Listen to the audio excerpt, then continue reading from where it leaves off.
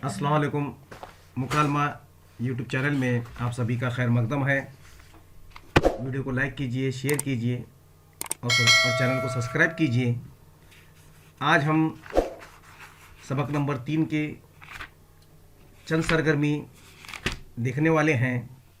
Web शक्ल मुकम्मल कीजिए या शब्की शक्ल मुकम्मल कीजिए। दावत में जाए तो डैश डैश लिखा गया है, डैश ख़राब। दावत में ना जाए तो डैश की शिकायत। तो पहले में है मैदा, दूसरे में आक़िबत, तीसरे में है गुरूर और चौथे में बेतवजी।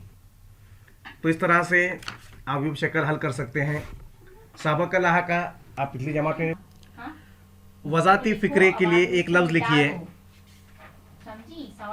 तो देखिए वज़ाती फ़िक्रा और उसके लिए लफ्ज़ क्या लिखना है।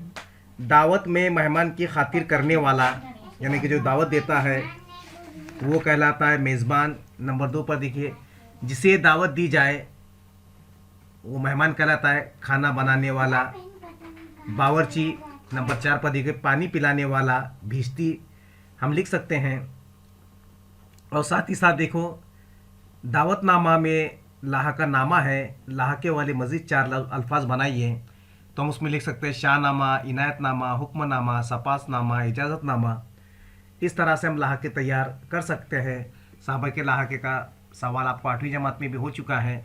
इस तरह से 9वीं जमात में भी ये कवायद के हिस्से में सवाल पूछा जाता है और कवायद के हिस्से में और एक सवाल पूछा जाता है हरूफ तहजी के मुताबिक तरतीब दें।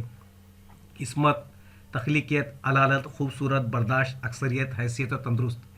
ये 8 अल्फाज आपको दिए गए हैं। नंबर 1 पर आपको उसका लिखना है हरूफ तहजी के लिहाज से अक्सरियत। नंबर 2 पर बर्दाश्त।